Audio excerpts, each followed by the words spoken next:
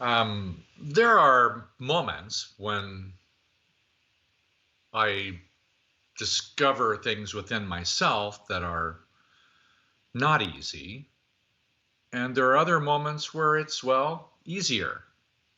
So I thought I would, in my own presentation, share with you some parts of things that have touched me recently that were not what I expected. As you know, I'm engaged in a multi-year experiment of learning to connect each part of the family tree with each month of the year. So essentially going through autumn and winter, spring and summer in a circle, if you will, or a spiral.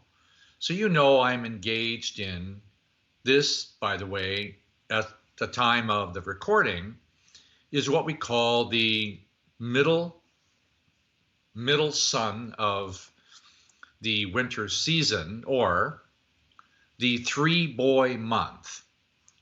By that, it corresponds to the mother's father. Now, that is a topography that we use for different months of the year, but this particular month comes from the mother's side. That's called feminine. Sometimes I use the terminology yin. So it's a yin cold season.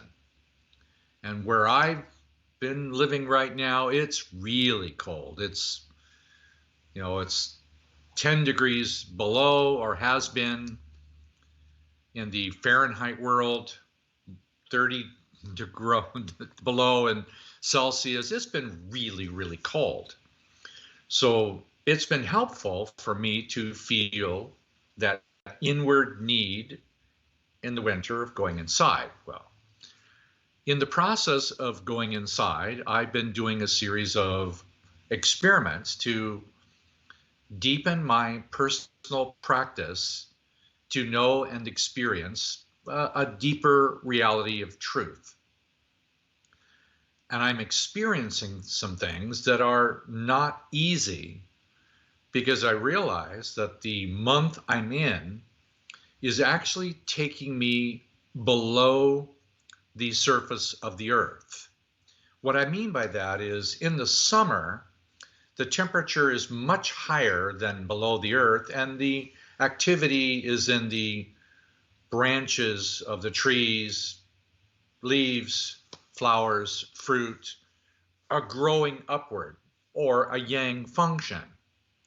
But in the winter, there is a significant difference between the temperature above, which is very cold, and just a few feet below the surface, the temperature is maybe as much as 50 degrees, in some cases warmer. So the warmth is actually in the deep earth right now. So in just this last week, the relative difference in the temperature was somewhere near 60 degrees difference between the subterranean, which is in my area about 57 degrees Fahrenheit underground, versus minus 10. So it's about a 65-degree difference. Why is that important? In the winter season, there is a flurry of activity going on underground. Most people don't perceive that the underground is doing very much during the winter, but it's very actively pursuing sources of water, nutrients, and preparing the whole process, because within another 6 to 8 weeks, all of this energy inverts and goes up. All that means is, in the springtime, the temperature above is warm and the temperature below is colder. So then the activity goes upward. Follow that example. In this moment, because the energy is so warm below, it's the reason why the roots continue to grow in this season, and there is dynamic life. Now, I've known this because I've studied with my own scientific background roots all the way back to high school. I studied them in a science project. And through different stages of my life, I've been very interested in the roots of different plants. And then I also started diving into myself into this. And I started to research other plants that have deep roots. And to my interest, the one that had the deepest known roots, and there may be others, the deepest roots that I could find on the internet was a fig tree that has a root system that is approximately 120 meters deep. So about 100 yards for those who use yards, that the root of this tree confirmed by underground caves that this tree had been down 120 meters. Now, in the process of using that, I started to have experiences of realizing that I'm not very aware of what happens underneath me. As I started to work on it, I realized that I don't really like certain things underground. Most people don't like things relative to the dirt. That's where people get buried. That's where our sewage goes. That's where ugly dead things are, and so on. Many people don't like what's underneath them, and I have to acknowledge that I experience pockets of sadness, pockets of fear, pockets of confusion. The more I went inward during this 3-boy month, the deeper I got into it, the more emotional I became about what's underneath me.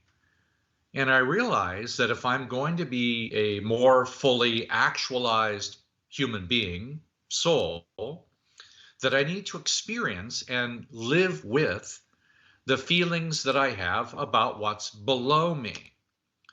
Now, I'm also interested not only about what goes down, but what comes up, because I'm also sensitive to the reality that there is life force, not only coming through roots, but through the electromagnetic field of the earth and some of the infrared functions and the long wavelengths passing literally through the earth and the gravitational waves that are connected to the ball of the earth, which has been very prominent in the news lately, and how the ball of the earth is connected to the middle of the sun, and they're electromagnetically unified, and the moon affecting the core, and the moon and the sun affecting the not only the fluid dynamics of rivers and oceans and the weather, but affecting the circulation of the life force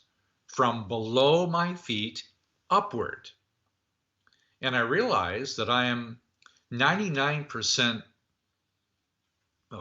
unaware or ignorant about the availability of life force that comes from below my feet. Many people have heard of grounding and those things, but I'm not just specifically referring to grounding. I'm referring to emanation of life force, like these pictures behind me, which is obviously Northern Lights, but these same frequencies and other frequencies are bound up within the ball of the earth and radiating upward, and they're available for my utilization in life force, or the increasing of feeling, or the increasing of awareness. And as I started to try and utilize this force, what came very strongly was the way to access this mysterious life force below me, which is like a series of delicate roots pursuing the mystery of water, nutrients, or truth If I really wanted to know the reality of the truth about the middle of the earth, which, by the way, also corresponds to the dynamic processes of the life force coming out of the bones. So my inner core connected to the inner core of the earth, connected to the sun, and the process of all of that aligned together. What really touched me, it was my pockets of sadness, grief, at times some difficult things, ugliness, terror. There's so many things I hide inside the mystery of my inner feminine. Call it what you want. Call it unconscious, call it mystery, call it invisible. We take the emotional content of our epigenetic genome family tree, hide it inside of our mysterious hidden parts. Now, if I have that inside me, I have an unresolved feeling or emotion, it has a way of manifesting out into my life, into my physical body. And if there is a unresolved emotion, it affects the display of the health of my outer world. That's self-evident. If I have an unresolved series of false belief systems inside me, it's going to affect how well I live the life, my physical health, my emotional health, the ability to serve and have compassion, all related to these unresolved feelings inside me. And to my relative shock and personal sadness, I probably have to say I'm oblivious or in denial of so many of these unresolved emotions and their corresponding belief systems. It's literally shocking. So my pursuit over these many months is to gradually keep deepening month by month the sincere desire to know the truth about what remains hidden within my own interior feminine or yin.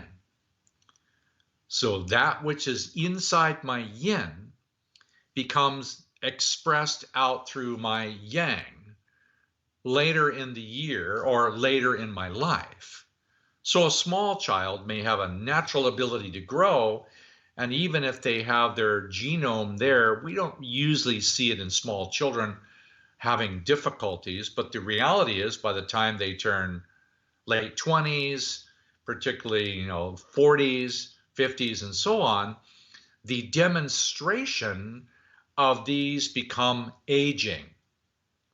They become aches and pains, symptoms, diseases, all reflecting this deposit of unresolved feelings inside my feminine.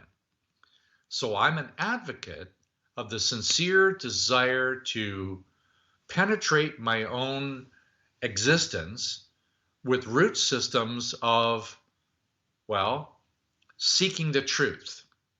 Now, what came quite clearly was if I really wanted to feel these roots that are still hidden from me, I needed to have the delicateness in my fingers of the softest, most innocent kindness. I know that's a little odd, that if I really wanted to feel these very small, delicate root hairs, which physically in the plant kingdom, that's literally the size of a hair, that absorbs a single molecule of water along with a mineral of some kind. If I really wanted to feel these, I needed to just adjust my feeling and attitude and refine it down to the most delicate feeling that I could yet attain. Innocence. Yeah, sorry, can't do that one. Kindness. Yeah, I can practice, but I'm not really very good at it. So this deep, deep quality of a childlike, sincere innocence to want to feel the edges of those things that I am denying. Well, not an easy feeling, by the way. And why would I want to feel these painful feelings? Well, obviously the logic is feel the things that I deny. And then it changes what's presented. Shoot. Now, what I also experienced, and this is why I'd like to share it with you, is I experienced a significant belief system being almost like a wall, and this belief system being, an in error, a belief system, because we probably have, in my estimates, maybe 200 false belief systems residing inside of our feminine. I came in touch with one of them, and at first it seemed very difficult, but when I started to feel it with this kind, sincere, innocent desire to want to feel the truth about it, it started to dissolve. It didn't dissolve quickly because it's, quite frankly, still dissolving, and that one belief system now has been dissolving for about 3 weeks. And in the process of doing that, the only way I could describe it is, if you've ever, obviously you've experimented with an hourglass and sand running through an hourglass. If you were to have like 10 hourglasses or 12 hourglasses all draining at the same time, that's what it feels like. A false belief system being gradually dismantled by a sincere desire to want to feel the truth about one particular subject. Now, in the process of doing that, it was emotionally sensitive, and I'm asking for help, the divine help, to help me go through it. But it's not very easy. But at the same time, I'm aware that what's increasing is to the bottom of my feet. I can literally feel more of the life force coming not only from around the earth, like the northern lights, but coming through the earth and out of the ball. I'm not through this. I'm experimenting week to week about how this feels and works. And if some of this works for you, you might consider it, but at least appreciate this month with a sense of mysterious gratitude. If you're in the southern hemisphere, you're in the middle of robust. The opposite of that robust, of a 3-girl month, is that on this side of the planet, we're in the 3-boy month. So the boy is in winter and they're in summer. Well, the opposite side of the planet is in the opposite season. Duh, right? If you become aware of what the opposite side of the world is doing, you can engage it simultaneous with your experience in the hemisphere that you're in.